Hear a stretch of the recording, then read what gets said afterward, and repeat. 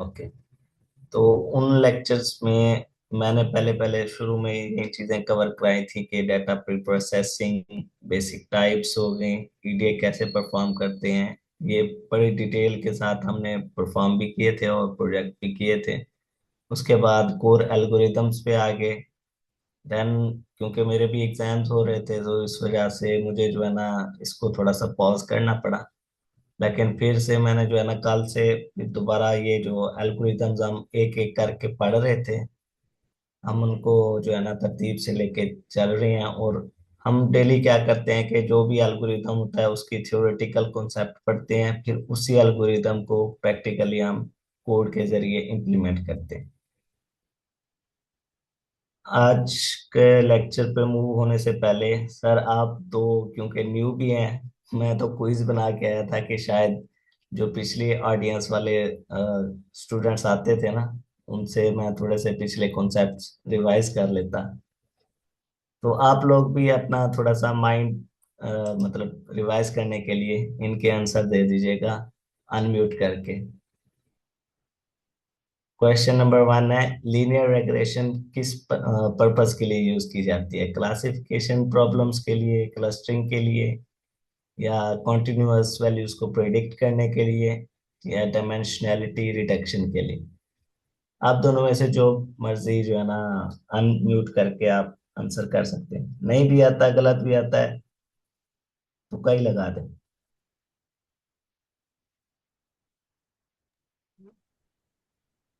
जब कंसेप्ट पर वाइज नहीं किए तो क्या लगा लगा रहा हूँ। क्लस्टरिंग में भी हो इसका। सर मैंने क्विज ही इसी वजह से बनाया है कि हमने पिछले जो कॉन्सेप्ट थे वही रिवाइज करने हैं। तो लीनियर रिग्रेशन का आप कह रहे हैं कि क्लस्टरिंग? क्लस्टरिंग बी और सी में से में भी क्लस्टरिंग और प्रेडिक्शन कंटीन्यूअस वैल्यू।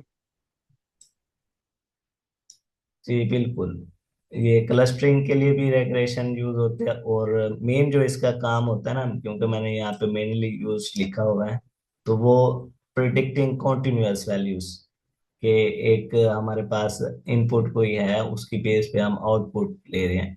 तो जैसे जैसे कॉन्टिन्यूअस वैल्यू इनपुट की आती जाती है वैसे ही प्रिडिक्ट करते जाते हैं हम।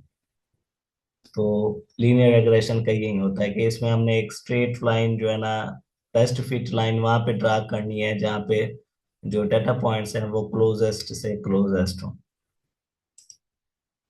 ओके। सेकंड है कि हम लॉजिस्टिक रेग्रेशन को क्लासिफिकेशन के लिए क्यों यूज करते हैं? ये लॉजिस्टिक सेक रेग्रेशन। जी सर। ये सेकंड होगा। It output probability between 0 to 1। जी बिल्कुल सर। क्योंकि लॉजिस्टिक रेग्रेशन क्लासिफिकेशन के लिए भी यूज होती है और रेग्रेशन के लिए भी। क्लासिफिकेशन के लिए इसलिए कि हमने वोटिंग करानी होती है, ऐसे समझ लें कि प्रोबेबिलिटीज के जो हमारी कोई प्रॉब्लम है ना, फर्ज करें कि ट्रू होगा या फॉल्स होगा, स्टूडेंट पास होगा या फेल होगा, ये चीजें लीनियर रेग्रेशन से पॉसिबल नहीं है। लॉजिस्टिक रेग्रेशन में पॉसिबल है कि हमारे पास जो आउटपुट प्रोबेबिलिटीज आ रही होती हैं, हमने एक सेगमॉइड फंक्शन पढ़ा था इसमें टर्म। तो वही क्या कर रहा होता है कि इन को कन्वर्ट कर रहा होता है 0 और 1 को। फिर इनकी बेस पे हम ये डिसीजन कर रहे हैं कि ये ट्रू होगा, फॉल्स होगा, या स्टूडेंट पास होगा, फेल होगा। ठीक है, ये इस चीज को रिप्रेजेंट कर रहे होते हैं, प्रोबेबिलिटी। आपका आंसर सही था सर। थर्ड वन है कि के नियरेस्ट के एन एन जो एल्गोरिदम हमने पढ़ा था, उसमें जो के था वो किस चीज को रिप्रेजेंट कर रहा था? नंबर ऑफ फीचर्स, क्लासेस, या फिर नियरेस्ट नेबर्स, या फिर नंबर ऑफ आइट्रेशंस? के किस चीज को रिप्रेजेंट करता है जो के एन इसका एन? आइडिया सी में भी हो। Number of neighbours neighbours.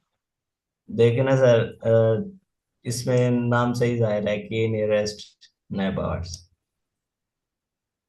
के एन एन एल्गोरिदम, उसमें के इसी चीज को ही रिप्रेजेंट कर रहा है कि नियरेस्ट नेबर्स, इनके नंबर्स। नाम सही जाहिर हो गया ना सर? जी सर। जी। इसी तरह नेक्स्ट है, अगर के की वैल्यू संभाल ली जाए तो क्या चीजें कर होती है? हाई बायस आ जाता है मॉडल में, या हाई वेरिएंस आ जाता है कि वो ओवरफिट करने लग जाता है, या फिर मॉडल अंडर फिटिंग करने लग जाता है, या फिर कोई प्रिडिक्शन नहीं होती।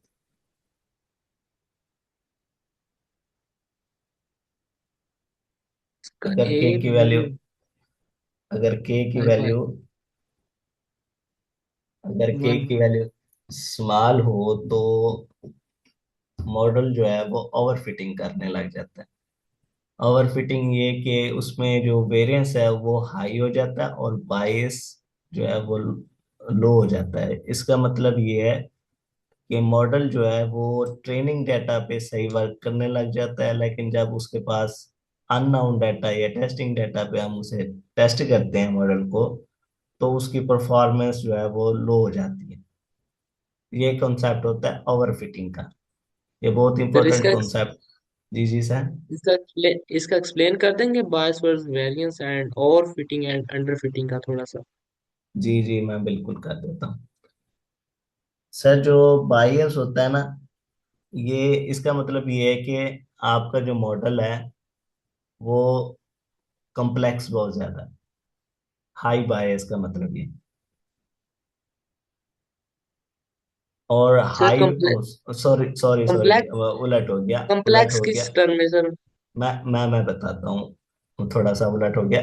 जो वेरिएंस होता है वो कॉम्प्लेक्स हो जाता है मॉडल इस टर्म में कि जो आपका मॉडल बनाया ना आपने, जिस डाटा पे ट्रेन किया है, ठीक है ना, उसके पैरामीटर्स वो ऐसे लर्न कर रहा है, वो ऐसे पैटर्न लर्न कर रहा है कि वो कम्प्लेक्सिटी में जा रहा है।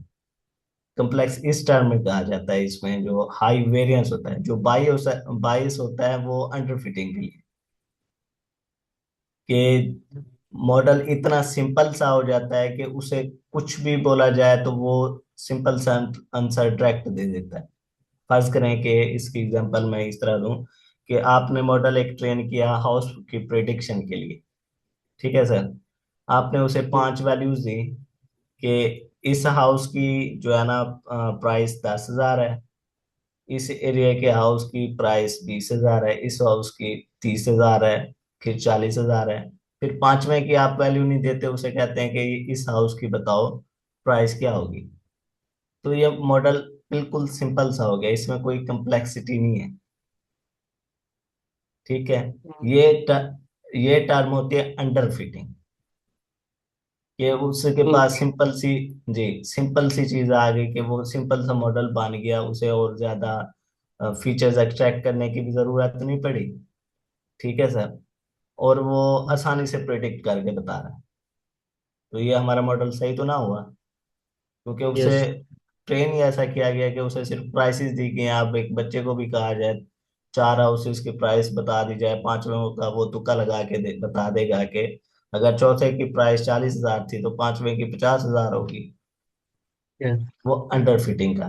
जो ओवर फिटिंग का है कि मॉडल जो है वो मेमोराइज करने लग जाता है पैटर्न्स को, इसमें नॉइज आ जाते हैं।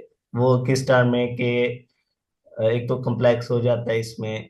और नॉइज किस तरह होती है कि आपका मॉडल, जब आपने मॉडल ट्रेन किया, उसमें आप देखते हैं कि ट्रेनिंग डाटा और टेस्टिंग डाटा आप स्प्लिट कर लेते हैं। फिर ट्रेनिंग डाटा को मजीद स्प्लिट करते हैं एक ट्रेनिंग डाटा और एक वैलिडेशन सेट के लिए। ठीक है। फिर आप मॉडल को एवेल्युएट जब करते हैं, वो किस बेस पे कि आपने ट्रेनिंग डाटा जो आप यूज कर रहे हैं, फर्ज करें कि आप मॉडल को ट्रेन कर रहे हैं कैट्स के लेबल्स के नाम से। ये मॉडल जो है वो प्रिडिक्ट करके बताएगा कि जानवर जो है वो कैट है या नहीं है। ठीक है, कैट है या डॉग है, इस तरह का कोई मॉडल बना रहे हैं। तो अब मॉडल ओवरफिट कब करेगा? जब वो आपके ट्रेनिंग डाटा में से अगर आप उसे कैट की इमेज दिखाएंगे, तो वो जो है ना, जब आप उसे कैट की इमेज दिखाएंगे तो वो कैट की इमेज को सही से प्रेडिक्ट करके बता देगा कि ये कैट है। अगर उसे आप क्यों कोई न्यू बताएंगे एनिमल, तो वो सही से प्रेडिक्ट नहीं कर पाएगा। तो ये ओवरफिटिंग का कॉन्सेप्ट होता है। आई होप कि आपको थोड़ी सी अंडरस्टैंडिंग हुई होगी। चलें, आज का हम अपना लेक्चर स्टार्ट करते हैं, जो कि है रैंडम फॉरेस्ट और असेंबल ensemble लर्निंग। ये बहुत इंपॉर्टेंट टॉपिक है आज मशीन लर्निंग का।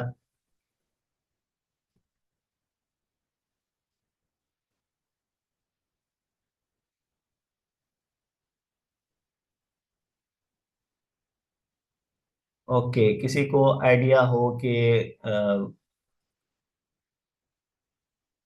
असेंबल लर्निंग क्या होती है या फिर रैंडम फॉरेस्ट क्या होता है, तो वो अपना आइडिया शेयर कर सकता है। फर्स्ट ऑफ ऑल, हम इस चीज को देखते हैं कि असेंबल मॉडल क्या होता है। असेंबल मॉडल का मतलब ये है कि मल्टीपल मॉडल्स को कंबाइन करके हम उनकी प्रेडिक्शन जो आ रही है उनको कंबाइन करके, उनके रिजल्ट्स को कंबाइन करके हम एक फाइनल डिसीजन ले रहे होते हैं, एक फाइनल प्रेडिक्शन कर रहे होते हैं, जिसे हम असेंबल मॉडल कहते हैं। सिंपल सी टर्म है कि एक मॉडल पर भरोसा करने की बजाय हम ज्यादातर मॉडल्स की जो प्रेडिक्शन हो रही होगी उसकी बेस पे जो हम फाइनल डिसीजन करेंगे वो ज्यादा अच्छा होगा, उस पर हम ज्यादा ट्रस्ट कर पाएंगे, वो ज्यादा ट्रस्टेबल होगा। इन सिंपल वर्डिंग के असेंबल लर्निंग क्या होता है कि बहुत सारे जो मॉडल्स हैं वो एक दूसरे के साथ मिलकर वर्क कर रहे हों, ताकि बेटर से बेटर डिसीजन कर सकें। फॉर एग्जांपल, एक स्टूडेंट, सर आपको जो है ना वो कॉन्सेप्ट समझ आ गया था या आप डिस्कनेक्ट हो गए थे? सर समीउला।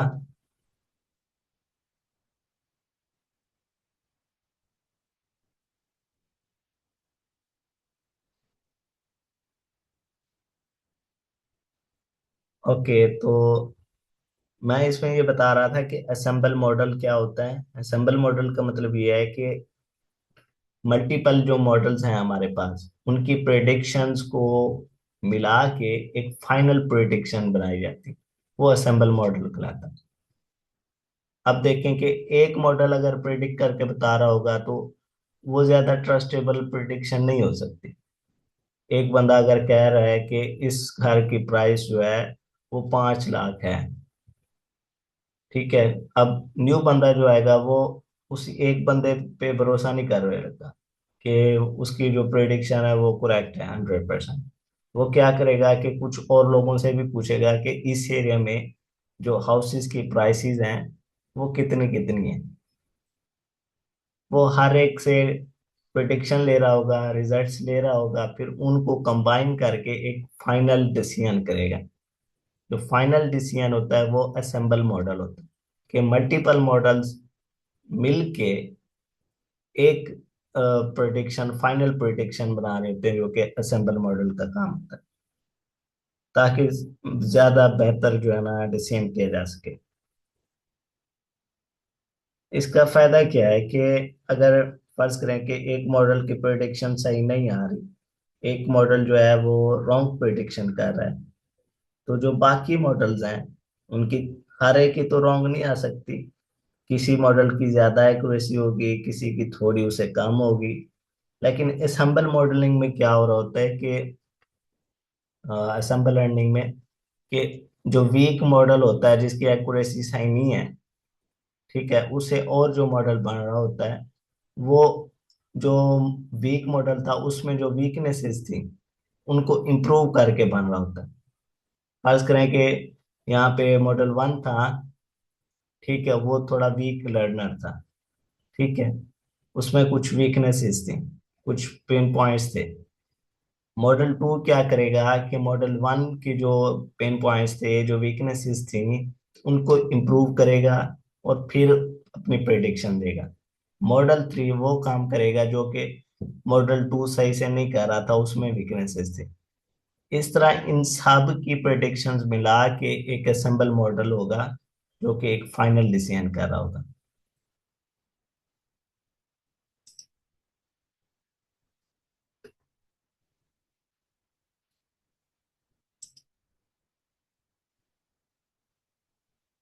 अ, अब मेन जो हमारा टॉपिक है असेंबल लर्निंग का, कि इसका यही है कि मल्टीपल जो वीक लर्नर्स होते हैं, वीक लर्नर्स के यहाँ पे आप मॉडल्स ले लें कि मल्टीपल जो मॉडल्स हैं वो एक दूसरे के साथ मिलके एक स्ट्रॉन्ग बेटर डिसीजन करने के लिए वर्क कर रहे होते हैं।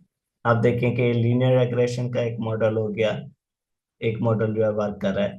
दूसरा मॉडल स्पोर्ट वेक्टर एसवीएम, ठीक है, उसके एल्गोरिदम पे वर्क कर रहा है। तीसरा मॉडल जो है वो डिसीजन ट्री पे वर्क कर रहा है। तो अब एक न्यूरल नेटवर्क पे वर्क कर रहा है। तो इन चारों की जो प्रेडिक्शंस होगी, इनकी एक्यूरेसीज होगी, उनके कंपैरिजंस होंगे, इनमें जो अगर एक में वीक पॉइंट आ रहे होंगे तो दूसरा उससे लर्न करेगा, फिर तीसरा उससे लर्न करेगा, ताकि ज्यादा बेहतर से बेहतर एक कलेक्टिव जो है ना डिसीजन लिया जा सके। एंड पे जाके जो असेंबल मॉडल होगा वो फाइनल डिसीजन देगा। यहाँ तक किसी का कोई क्वेश्चन हो तो वो पूछ सकता है।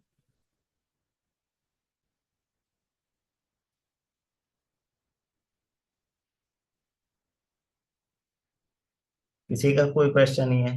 यहाँ पे एक टर्म यूज की जाती है असेंबल लर्निंग में, वीक लर्नर की। उसका एग्जांपल यही है कि वो एक सिंपल सा मॉडल होता है, सिंपल मॉडल के अंडर फिट कर रहा होता है वो।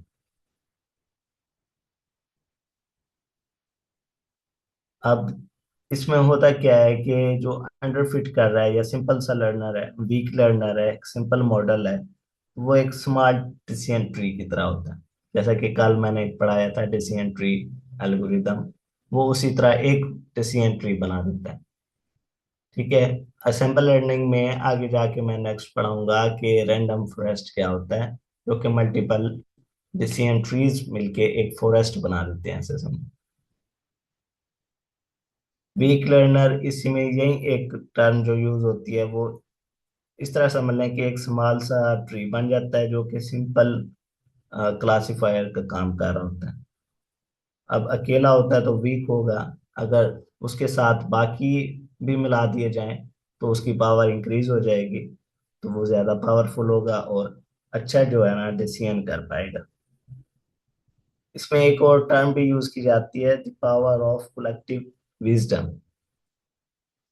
यहाँ पे मैंने लिखा है the power of collective wisdom, wisdom of crowd इसे भी कहते हैं।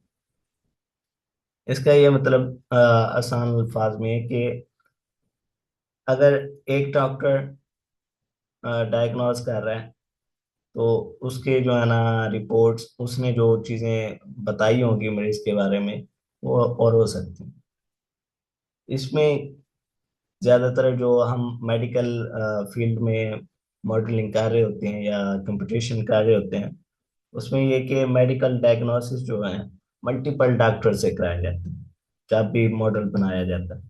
या तो इसका क्या फायदा है कि मल्टीपल डॉक्टर जो है अपने पॉइंट ऑफ व्यू दे रहे होते हैं, अपने रिजल्ट्स बता रहे होते हैं, तो उनको कंबाइन करके एक फाइनल रिजल्ट बनाया जाता है कि इस पेशेंट को अ, ये जो है ना ट्रीटमेंट बेस्ट रहेगा, इस पेशेंट को ये डिजीज है या नहीं है।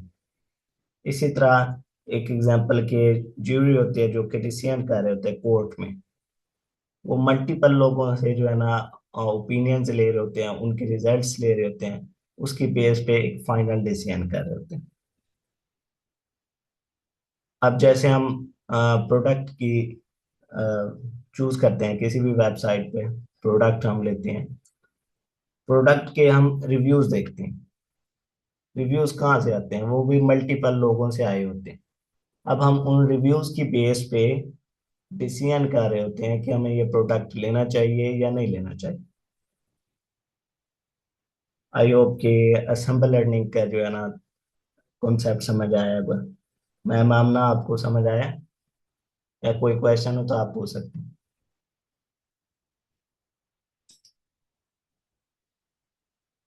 यहाँ तक किसी का कोई क्वेश्चन हो तो वो पूछ सकता है।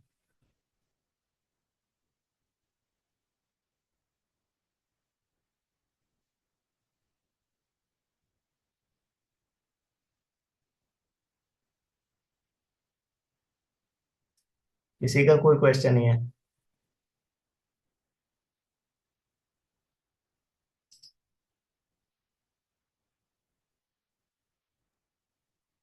तो मेरा क्वेश्चन था पीछे एक, मुझे थोड़ा सा समझ आई थी। जी सर पूछे। तो ये किस तरह करता है, कंबाइंड डिसीजन किस तरह करता है, मतलब इतने मॉडल्स को यूज करके वो अपने प्रिडिक्शंस देते हैं, वो आगे जी किस तरह फिर करता है? जी, बहुत अच्छा क्वेश्चन है सर। इसका वर्क आप समझना चाह रहे हैं कि ये वर्किंग कैसे करता है, ऐसे असेंबल मॉडल जो होता है, असेंबल लर्निंग की वर्किंग कैसे होती है, ऐसे सर। ये यस सर। जी, तो आप इस चीज इस इमेज को देखें। इसमें आप क्या गैस कर रहे हैं कि इसमें क्या हो रहा होगा। इस चीज को अभी छोड़ें, इन चार को देखें कि ये चार चीजें क्या होंगी। उनके नाम से ही जाहिर हो रहा है। जी, ये इंडिविजुअल मॉडल्स है। जी, कि हमने डिफरेंट जो है ना मॉडल्स, मल्टीपल मॉडल्स जो है वो ट्रेन कर लिए, ऐसे सर। कि जी एक सर। लीनियर रिग्रेशन पे ट्रेन कर लिया, एक एसवीएम पे ट्रेन कर लिया, एक डिसिजन ट्री पे ट्रेन कर लिया, एक न्यूरल नेटवर्क पे ट्रेन कर लिया, ऐसे सर। अब इन्हीं यस। मॉडल से जो हर एक मॉडल ने अपनी प्रिडिक्शन देनी है, उनकी एक्यूरेसी भी आनी है, ऐसे सर। तो अब यस। हर एक की जो प्रिडिक्शन है वो इसमें कंबाइन हो रही है, ये देखें। इसकी प्रिडिक्शन आई, इसके अंदर कंबाइन हुई। लेकिन जो ये दूसरा मॉडल होगा, इसकी वर्किंग क्या होगी कि अगर ये मिस्टेक कोई कर रहा है तो इसे वो पता होगी कि इससे जो मिस्टेक्स हुई हैं वो मैंने नहीं करनी, ताकि मैं बेटर डिसीजन कर सकूं, मैं बेटर प्रिडिक्शन कर सकूं। थर्ड मॉडल क्या होगा, एक आगे जाके मैं स्टैकिंग का कॉन्सेप्ट पढ़ाऊंगा, इसमें टाइप्स भी होती हैं कुछ। तो वो यही है कि जो थर्ड मॉडल होगा वो दूसरे से देख रहा होगा कि उसमें जो वीक पॉइंट्स थे मैं उनको कवर करके अपना जो रिजल्ट है, प्रिडिक्शन है, वो थोड़ी इम्प्रूवमेंट के साथ दूं। फिर चौथा जो मॉडल होगा वो इन तीनों की जो इम्प्रूवमेंट्स जरूरी हैं, कोई वीक पॉइंट है तो वो उसको कंबाइन करके फिर प्रिडिक्शन देगा। फिर इन चारों की बेस पे एक हमारा असेंबल मॉडल बन रहा होगा, जो कि एक फाइनल डिसीजन कर रहा होगा, फाइनल प्रिडिक्शन कर रहा होगा। अब क्लासिफिकेशन के लिए कर रहा होगा, तो वहां पे हम, कल भी मैंने ये बताया था बल्कि केएनएन में, कि उसमें हम वोटिंग करा रहे होते हैं क्लासिफिकेशन में। अगर रेग्रेशन की प्रॉब्लम होगी तो उसमें हम एवरेज निकाल रहे होते हैं। और फाइनल आउटपुट जो है वो हमारी स्टेबल होनी चाहिए और एक्यूरेट होनी चाहिए। तो यहाँ तक समझ आइए। अब यहाँ पे मैंने यस। बात की क्लासिफिकेशन होगी तो वहाँ वोटिंग करेंगे, तो इसका क्या मतलब होगा सर, कोई आइडिया लगाएं। कि आपने सर पांच क्या कहा है? मॉडल्स, क्लासिफिकेशन की जी। अगर प्रॉब्लम होगी, एक रेग्रेशन की प्रॉब्लम है, एक क्लासिफिकेशन की प्रॉब्लम है, जी। ठीक है ना सर। तो अब क्लासिफिकेशन की प्रॉब्लम में, अब जैसे यहाँ पे चार या पांच मॉडल्स हैं, अगर ये जी। जी क्लासिफिकेशन की प्रॉब्लम हो तो वहां पे वोटिंग किस तरह हो रही होगी, वोटिंग का क्या सर, मतलब लीनियर होगा यहाँ। क्लासीफाई मतलब डिफरेंट ग्रुप्स में वो कर रहा होगा डाटा को, और उसकी बेसिस पे आंसर दे रहा है, ये लीनियर रिग्रेशन ज्यादा दे रहेगा, ये यूजर होगा। जी, इसमें बेसिकली वोटिंग का मतलब ये है कि फर्ज करें कि आपने एक मॉडल बनाया जो कि प्रेडिक्ट करता है कि ईमेल स्पैम है या नहीं है, एक सिंपल सा मॉडल ले लें, ठीक है ना सर। अब आपके पास ये चार ट्रीज हैं या पांच जो है ना मॉडल्स हैं। एक मॉडल कह रहा है, प्रेडिक्ट कर रहा है कि ये स्पैम है ईमेल। दूसरा कह रहा जी। है कि, एक मिनट।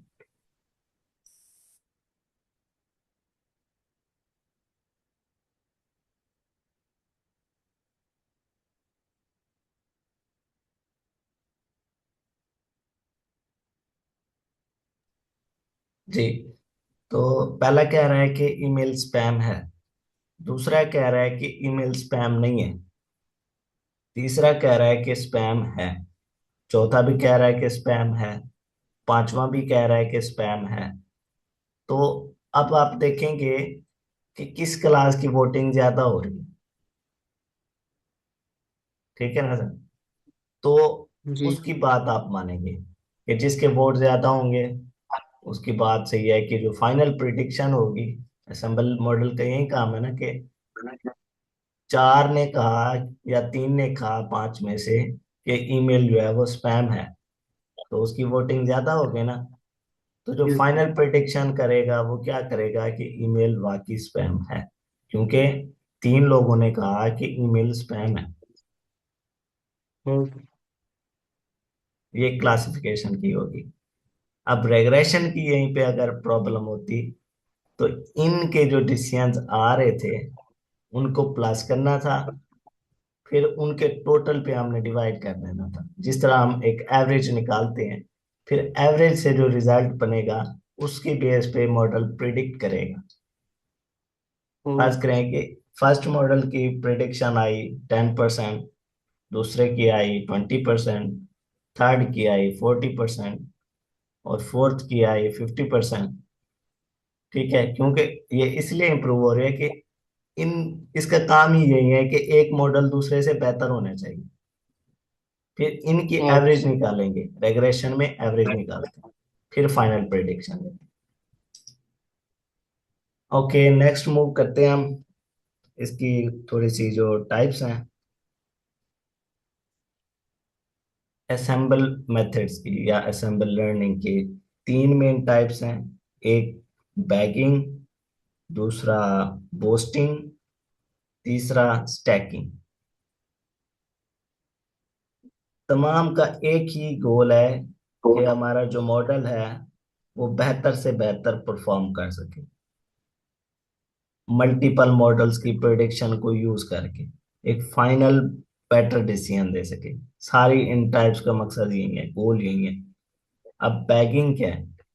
ये फर्स्ट वन बैगिंग, इसको बूटस्ट्रैप एग्रीगेटिंग भी कहते हैं, बैगिंग को। इसमें क्या होता है कि आप बहुत सारे मॉडल्स इंडिपेंडेंटली ट्रेन करते हैं, फिर उनके रिजल्ट्स को कंबाइन करते हैं।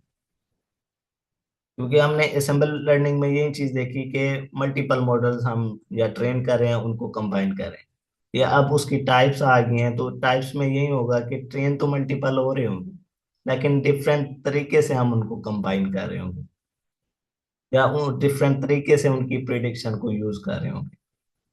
ठीक है, तो ये जो बैगिंग है फर्स्ट टाइप, ये जो मैंने बताई सिंपल वर्डिंग में, कि इसको इस तरह याद रखना है कि हमने बहुत सारे मॉडल्स को एक एक करके इंडिपेंडेंटली जो है वो ट्रेन करेंगे, फिर उनके रिजल्ट्स जो आएंगे वो हम कंबाइन करेंगे।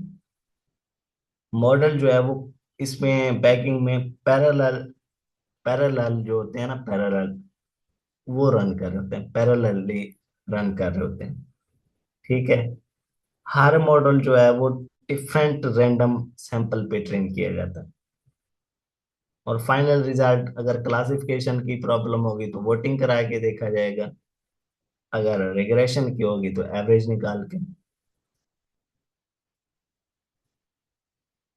अब पैकिंग क्यों यूज की जाती है? ताकि वेरिएंस को रिड्यूस किया जा सके, और हमारा मॉडल, क्योंकि इसमें हम, मैंने बताया है कि हम रैंडम सैंपल डिफरेंट जो है वो यूज कर रहे होंगे। ठीक है, उससे ये फायदा होगा कि हमारा मॉडल ओवरफिट नहीं करेगा, वो चीजों को मेमोराइज नहीं करेगा। ठीक है, अब एक साइबर सिक्योरिटी में अगर किसी का इंटरेस्ट हो, तो एक टर्म वहां पे यूज की जाती है, मेंबरशिप इन्फ्लुएंस अटैक्स। वो होते ही इसी बेस पे है कि मॉडल जो है वो मेमोराइज करने लग जाता है। फर्ज करें आजकल जैसे एलएलएम्स बन रहे हैं, चैट जीपीटी हो गया या कोई भी एलएलएम है या वीएलएम है। ठीक है, अब उसमें पावर है डिसीजंस की और मेमोरी की, कि वो चीजों को मेमोराइज कर सकते हैं। अब वो अगर मॉडल चीजों को मेमोराइज कर रहा है, तो जो साइबर सिक्योरिटी में अटैकर्स होते हैं, ठीक है, वो तो किसी का भी डाटा निकलवा सकते हैं मॉडल से, क्योंकि मॉडल को तो चीजें याद हैं। अब मॉडल देख तो नहीं रहा आंखों से कि ये जो बंदा मुझसे क्वेश्चन कर रहा है या चैट पे बात कर रहा है, ये वही ओरिजिनल बंदा है जिसका मेरे साथ अकाउंट है, या कोई और उसकी सीट पे आके वही बातें मुझसे पूछ रहे हैं या डिस्कशन कर रहे हैं।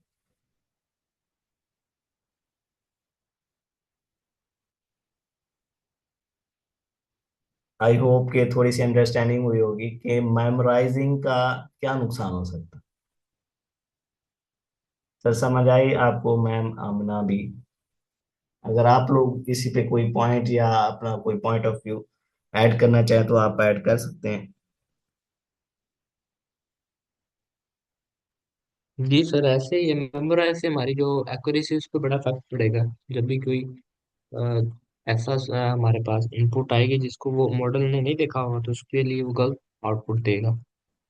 जी बिल्कुल। अब नेक्स्ट है बूस्टिंग। इसमें क्या है कि हम मॉडल को एक के बाद फिर दूसरा ट्रेन करते हैं। ठीक है।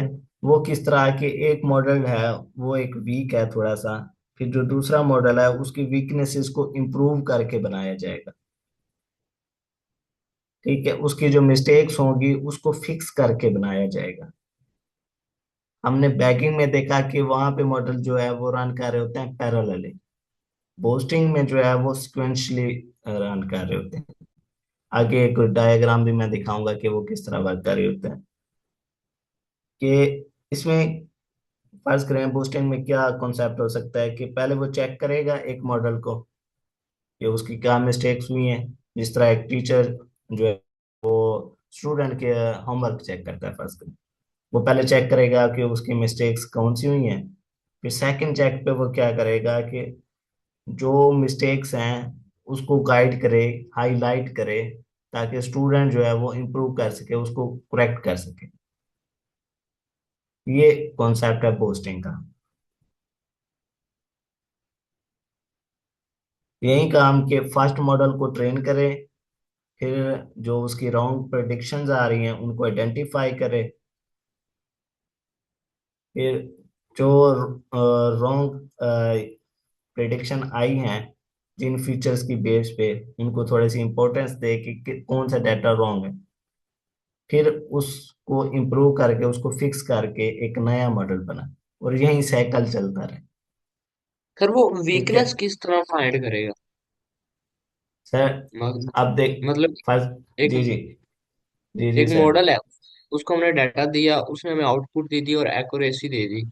तो उसको अगले वाले मॉडल को किस तरह पता चलेगा कि इसने इस इनपुट पे ये सही डिसीजन दिया है और इसकी ये वीकनेस है? सर अगले मॉडल को नहीं पता चल रहा, पता मतलब चल रहा है सीक्वेंस में नहीं आपको, मॉडल, पता चल रहा जो है मॉडल। आपको। ठीक है, क्योंकि जी। मैंने मैंने बात की कि हम मल्टीपल मॉडल्स ट्रेन करते हैं। जो ट्रेन कर रहा होगा बंदा वो क्या करेगा, ये सिक्वेंशियल है। इसमें क्या है कि फर्स्ट मॉडल है, आपने उसको ट्रेन किया, उसके वीक पॉइंट्स आपने नोट किए, फिर उनको फिक्स किया। ये बंदा जो है वो फिक्स करने के लिए ठहरा। ठीक है, ये मैकेनिक है, उसने फिक्स किया इस चीज को, फिर उसको फिक्स करके फिर वो एक इम्प्रूवमेंट आ गई कि वो एक नया मॉडल बन गया। ठीक है। फिर उसमें कोई वीकनेस आई, उसने फिर फिक्स कर दिया। ठीक है। फिर कोई वीकनेस आई तो उसको फिक्स करके मजीद इम्प्रूव किया। ये आप इस चीज को देखें ना कि इस तरह ये वर्क कर रहा है सिक्वेंशियल। फिर एंड पे जाके उसने ओके। कि जो जो वीकनेस थी, कैसे सर आपका जैसे एक मॉडल बनाया जी। कि मैंने एक मॉडल प्रिडिक्शन का कि जो कंडीशंस की बेस पे कि बारिश होगी या ऐसे सर। अब मैं इंप्लीमेंट कर रहा हूँ उस पे फर्स्ट एल्गोरिदम लीनियर रिग्रेशन का। मेरी वॉइस क्लियर आ रही है ना सर? जी। जी। उस पे मैं क्या कर रहा हूँ कि लीनियर रिग्रेशन अप्लाई कर रहा हूँ। अब लीनियर रिग्रेशन पे उसकी एक्यूरेसी आई कि 70%। ये जी। एक अच्छी एक्यूरेसी तो नहीं है। फिर मैं अप्लाई कर रहा हम्म, हूँ उसको फिक्स करने के लिए लॉजिस्टिक रेग्रेशन, कि जो मैं मॉडल बना रहा हूँ जिस मकसद के लिए, वहां पे लीनियर रेग्रेशन तो काम नहीं कर रही से, क्योंकि मुझे प्रिडिक्शन ही बारिश होगी या नहीं होगी, यस या नो की फॉर्म में चाहिए। तो फिर मैं वहां पे लॉजिस्टिक रेग्रेशन अप्लाई कर रहा हूँ। हाँ, यहाँ पे कॉन्सेप्ट आप जैसे यूज करते हैं कंपेयरिंग का, जो रिजल्ट्स होते हैं ना जब हम एवेल्युएट कर रहे होते हैं डिफरेंट जी एल्गोरिदम्स यूज करके, जब हम मॉडल डिफरेंट ट्रेन कर रहे होते हैं, फिर उनकी प्रेडिक्शन को एवेल्युएट करते हैं, उनको कंपेयर करते हैं कि किस एल्गोरिदम को इम्प्लीमेंट करके इस डेटा सेट पे हमारे मॉडल की एक्यूरेसी इंप्रूव हुई है, परफॉर्मेंस इंप्रूव हुई है। जी सर। जी। अब एक अगर लीनियर रिग्रेशन है, वो स्कूल के स्टूडेंट्स के डाटा पे सही वर्क कर रहा है, ठीक है, वही लीनियर रिग्रेशन जो है वो बारिश के डाटा पे, वेदर कंडीशंस पे वर्क सही नहीं करता।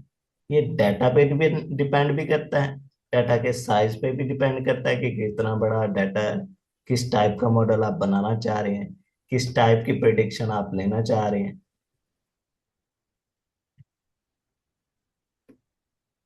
अब थर्ड टाइप होती है इसमें असेंबल लर्निंग में स्टैकिंग की।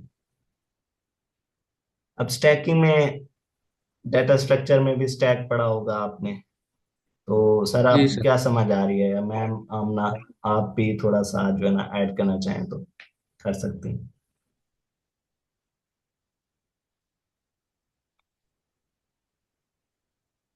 तो इस पिक्चर के बारे में और व्यू दें, स्टैक के बारे में क्या कह रहे हैं स्टैक के बारे में सर, स्टैक के बारे में।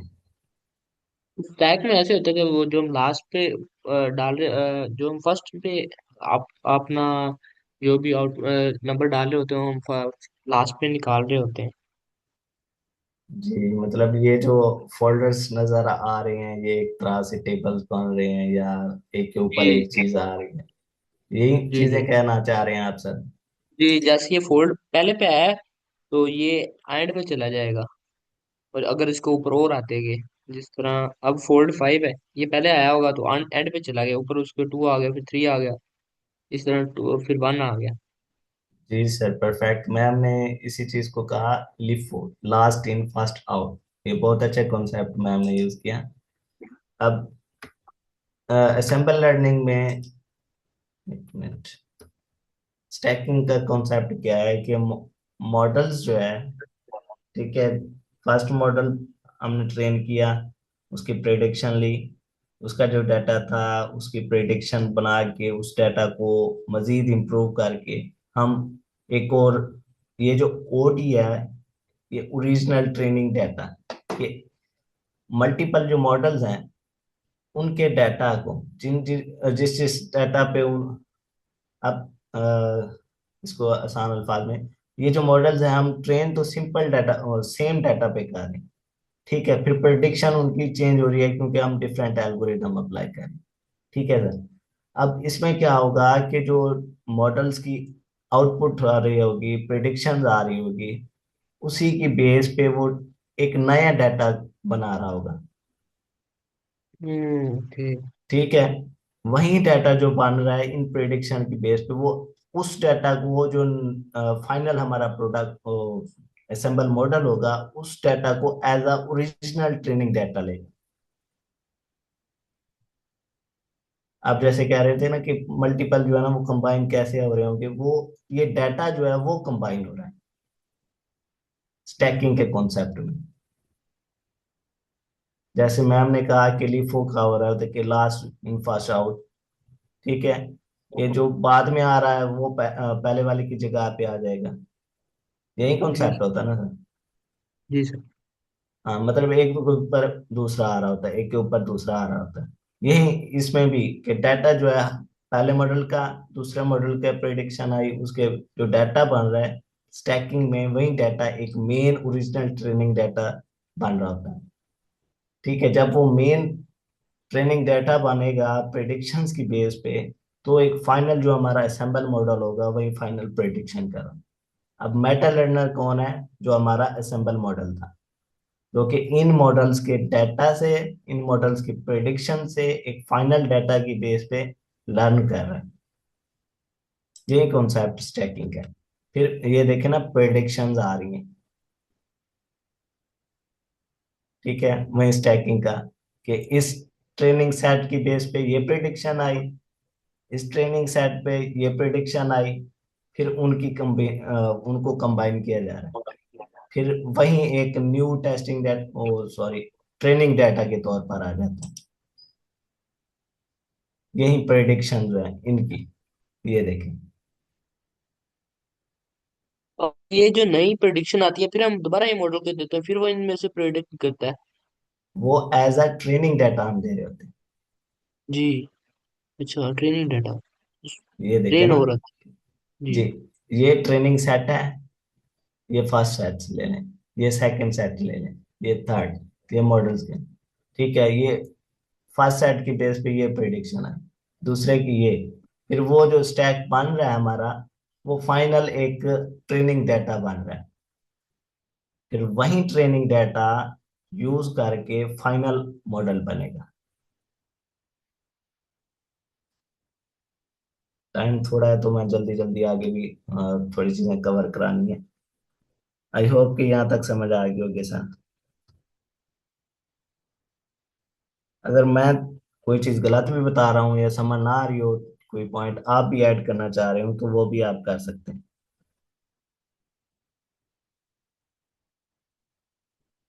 अब रैंडम फॉरेस्ट, कल हमने पढ़ा था डिसिजन ट्री। कोई बता सकता है आप लोगों में से, कोई किसी को आइडिया है डिसिजन ट्री क्या होता है? ट्री का आइडिया है ना सर? डाटा स्ट्रक्चर में भी ट्री होता है, या इसमें भी डिसिजन ट्री में समझ लें, उसमें क्या क्या चीज हो सकती है ट्री में? एक उसका रूट होता है, रूट नोड हो गया, फिर डिसिजन नोड हो गया, फिर लीफ नोड हो गया, वो एक ट्री हो गया। अब फॉरेस्ट क्या होता है? कि एक जंगल जहाँ पे ज्यादातर ज्यादा से ज्यादा ट्रीज हो, ठीक है, वहीं जो है मिलके एक चीज पे काम कर रहे हो। रैंडम फॉरेस्ट जो असेंबल लर्निंग का ही एक मेथड है, जिसमें हम मल्टीपल, जो बहुत सारे डिसीजन ट्रीज हम बना रहे होते हैं, उनको कंबाइन करके एक अच्छा मॉडल बनाया जाता है, ताकि वो बेटर प्रेडिक्शन करे। ये क्योंकि असेंबल लर्निंग का काम ये है कि उसमें मल्टीपल मॉडल्स होंगे और उनको कंबाइन करना होगा और फाइनल लेना होगा। रैंडम फॉरेस्ट उसी का एक मेथड है, जिसमें हम ट्रीज को, डिसिजन ट्रीज का जो हम एल्गोरिदम भी पढ़ रहा था, या ट्रीज को ले लें, कि उनको कंबाइन करके डिफरेंट प्रॉब्लम्स को सॉल्व करते हैं।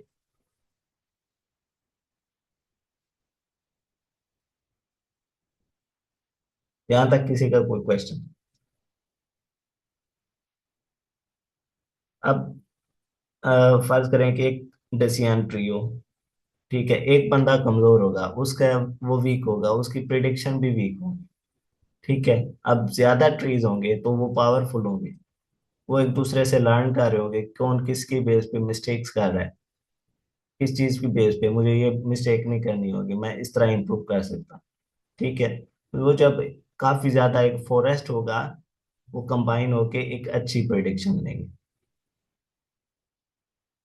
इसमें रोबस्ट मैंने वर्ड यूज किया है, ये रोबस्ट प्रिडिक्शन। रोबस्ट का मतलब होता है कि स्टेबल हो प्रिडिक्शन, ये ना हो कि एक बार वो यस बोल रहा है और दूसरी बार वो नो बोल रहा है, जो प्रिडिक्शन है वो कंफ्यूज ही कर ही जा रहा है। तो वो रोबस्ट का मतलब यही है कि रोबस्ट प्रिडिक्शन लेनी चाहिए, देते हैं ये जो रैंडम फॉरेस्ट होता है, कि स्टेबल, रिलायबल हो, और फिट ना कर रहा हूँ, इसमें नॉइज ना आ रही हो। अगर एक ट्री में एरर आ रहा है, तो जो बाकी ट्रीज हैं उसको कैंसिल कर दे, उस एरर को।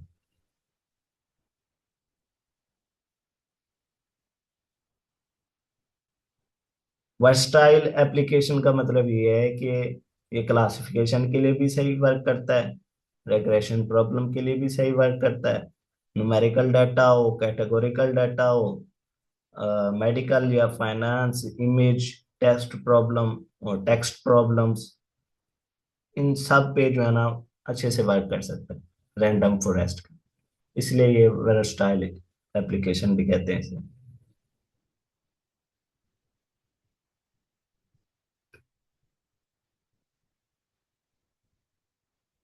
अब इसको क्रिएट कैसे किया जाता है, ये बनता कैसे है, इसका वर्क फ्लो क्या है। स्टेप वन के हमने बहुत सारे डिसीजन ट्रीज क्रिएट करके एक फॉरेस्ट बना लिया। ये देखें, ये एक डिसीजन ट्री हो गया, ये दूसरा हो गया, ये तीसरा हो गया। ये इसका रूट नोड, ये उसका डिसीजन नोड, ये उसके लीफ नोड। फिर उनकी बेस पे रिजल्ट्स आ गए। फिर अगर वो वोटिंग और एवरेजिंग का मैंने कहा था कि क्लासिफिकेशन की प्रॉब्लम होगी तो वोटिंग करा रहे होंगे, और अगर रेग्रेशन प्रॉब्लम होगी तो एवरेज निकाल रहे होंगे।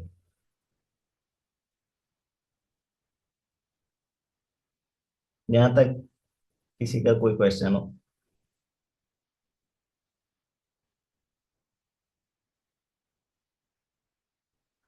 अब जो यहाँ पे मल्टीपल मैंने बहुत सारे जो ट्रीज हैं वो आ रहे हैं, उसमें क्या है कि रैंडम डाटा सैम्पलिंग होती है। क्योंकि हमने पीछे एक टाइप पढ़ी बूस्ट बूटस्ट्रैपिंग, बूटस्ट्रैपिंग की। ठीक है, बूटस्ट्रैप सैम्पलिंग यही है कि रैंडम जो भी ट्री है, डिफरेंट ट्रीज जो हैं, उनका जो डाटा सैंपल है वो रैंडम ही है। ठीक है, रैंडम का मकसद यही है कि हमारा जो मॉडल है वो ओवरफिट ना कर सके, वो मेमोराइज ना कर सके।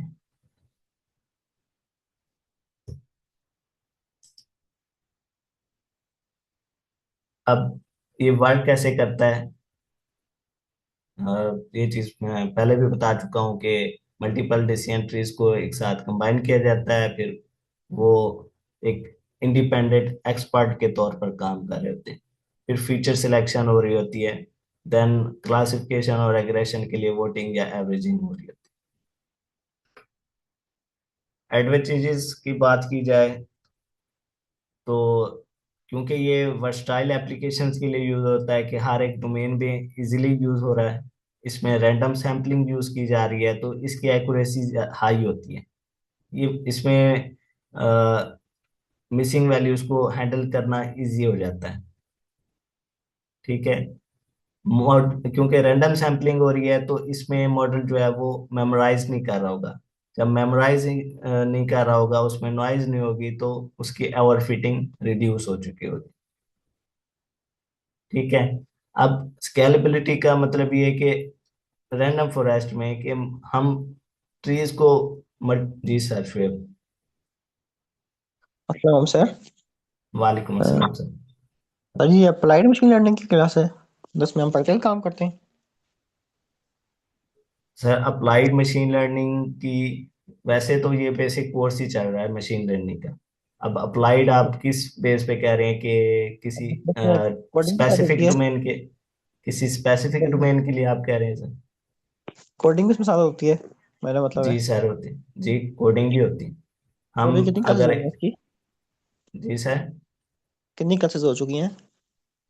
अरे इसके आज ये चौथा वीक है, और कितने वीक का चौथा वीक कोर्स है ये? चल, ये तकरीबन अब एक वीक ही बचा हुआ है। अब काफी सारे हम जो है ना एल्गोरिदम, हर एक एल्गोरिदम मशीन लर्निंग का पढ़ते हैं हम, फिर उसकी इम्प्लीमेंटेशन देखते हैं, फिर उसके रिलेटेड कोई प्रोजेक्ट हो तो वो करते हैं।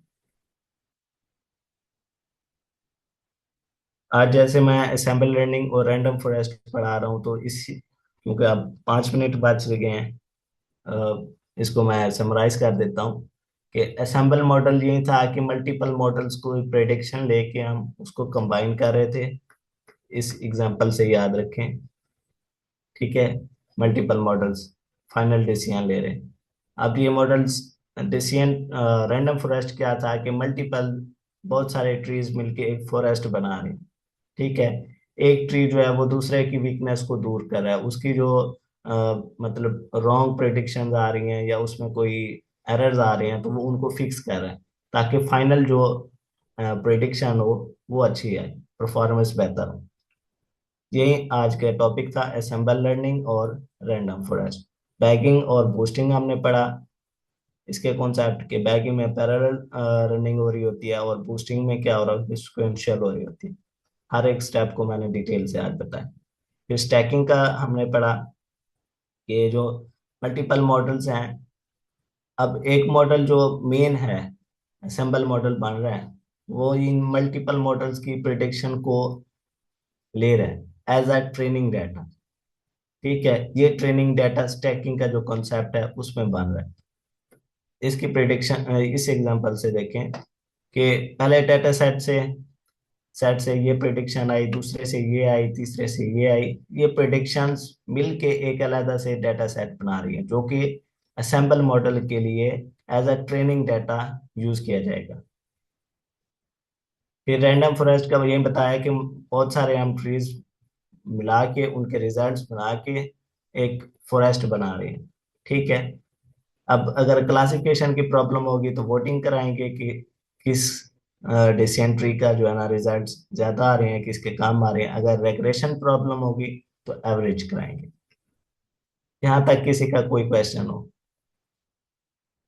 फिर हमने इसकी एप्लीकेशन देखी, फाइनेंस में भी यूज होता है, इन्वायरमेंट में भी, साइबर सिक्योरिटी में भी, medical diagnosis, fraud detection, stock market prediction और customer segmentation. Limitation, lack of interpretability के इंडिविजुअल मॉडल को एक्सप्लेन करना मुश्किल हो जाता है। ठीक है, क्योंकि एक तो उसकी प्रेडिक्शन भी इफेक्टिव नहीं होती, मतलब कि सही नहीं होती। अगर एक बंदा बता रहा है कि इस कार की प्राइस इतनी है, कोई किसी न्यू बंदे को बता रहा है, ठीक है, आप उस पर यकीन नहीं करेंगे एक बंदे ने। अगर आप क्योंकि न्यू है उस जगह पे, आप फिर बाकियों से भी पूछेंगे, फिर आप डिसीजन करेंगे। ये रैंडम फॉरेस्ट और असेंबल लर्निंग का सारा कॉन्सेप्ट इसी तरह है कि आप एक चीज पे यकीन नहीं कर रहे, एक मॉडल की प्रिडिक्शन पे यकीन नहीं कर सकते। यही चीज ज्यादा बेहतर है मेडिकल डायग्नोसिस में, क्योंकि वो बड़ी सेंसिटिव फील्ड है। तो आज का टॉपिक यहाँ पे एंड होता है। किसी का कोई क्वेश्चन है तो वो पूछ ले। हम 2 मिनट्स रह रहे हैं, फिर प्रैक्टिकल हम देख लेते हैं। कोड शो रहा है सर? सर जी। डेली जिस तरह हम कहते हैं कि हर मॉडल को ट्रेन करते हुए 80% या 70% स्टेप तो सेम ही होते हैं कि हमने एक तो डाटा सेट लेना होता है, फिर लाइब्रेरीज जो कि काम आके होंगी उनको इंपोर्ट करना होता है डाटा सेट पे, प्री प्रोसेसिंग ईडीए परफॉर्म करना होता है। ठीक है, देन हमने डाटा को स्प्लिट करना होता है, कुछ डाटा को ट्रेनिंग पर्पस के लिए यूज करना होता है और कुछ डाटा को हमने टेस्टिंग पर्पस के लिए यूज करना होता है। ये जो 70% स्टेप्स हैं या 80%, ये हर एक मॉडल के लिए अप्लाई हो रहे हैं। ठीक है, आज जैसे हमने पढ़ा असेंबली लर्निंग और रैंडम फॉरेस्ट, उसमें हम यहीं के डाटा सेट को लोड कर लिया, फिर हमने मैट्रिसेस यहीं के इनकी एक्यूरेसी और क्लासिफिकेशन रिपोर्ट और कन्फ्यूजन मैट्रिक्स देखेंगे।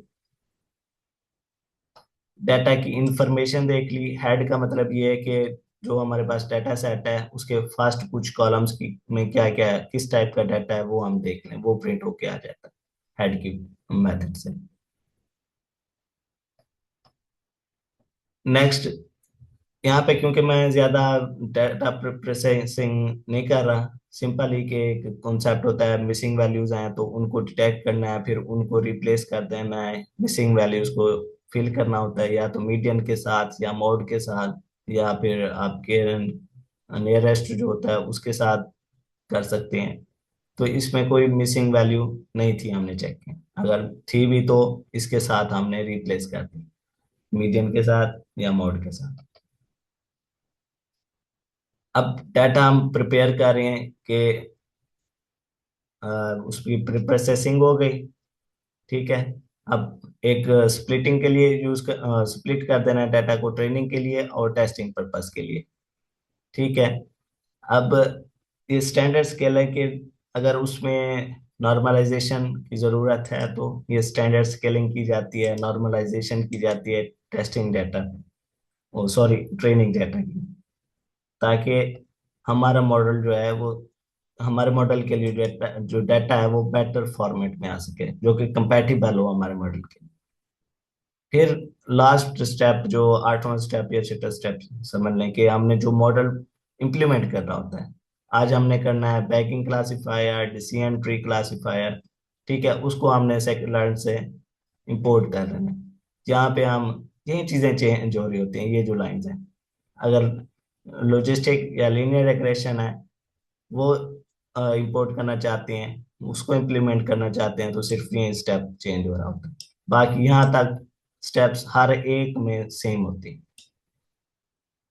ठीक है, हमने इम्प्लीमेंट किया बैगिंग क्लासिफायर, जो कि अभी मैंने असेंबल लर्निंग में बैगिंग का कॉन्सेप्ट पढ़ाया था कि पैरेलल रन कर रहे होते हैं। फिर उस पे देखा है कि उस पे वर्किंग क्या कैसी हो रही है बैगिंग क्लासिफायर पे, उसकी एक्यूरेसी क्या आई।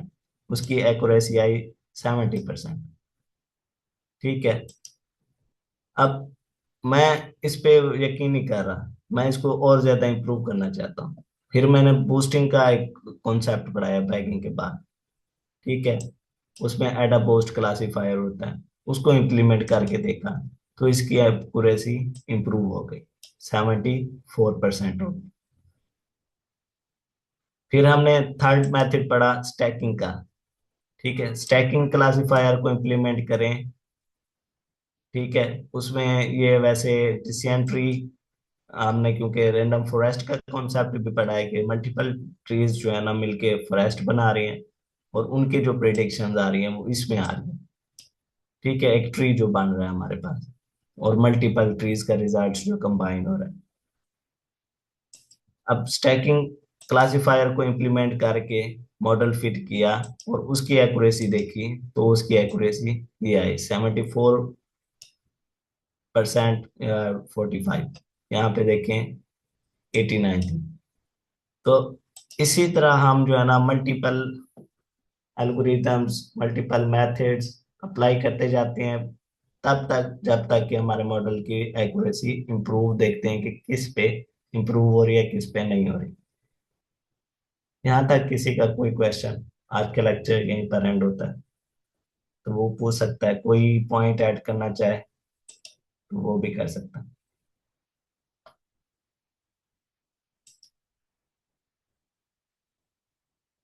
एनीवन?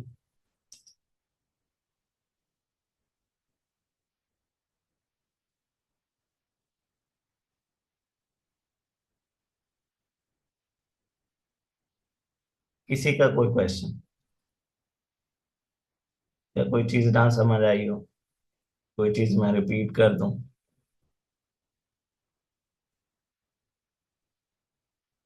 या किसी का कोई फीडबैक? मेरी आवाज तो आ रही है ना?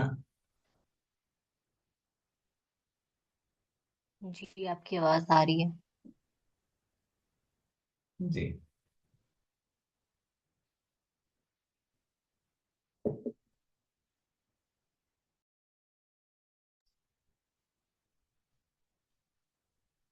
किसी का कोई क्वेश्चन नहीं है?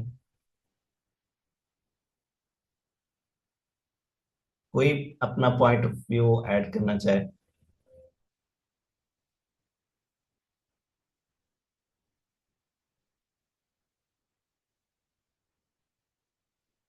Sir Farooq, ma'am Amina, ma'am रुबाब,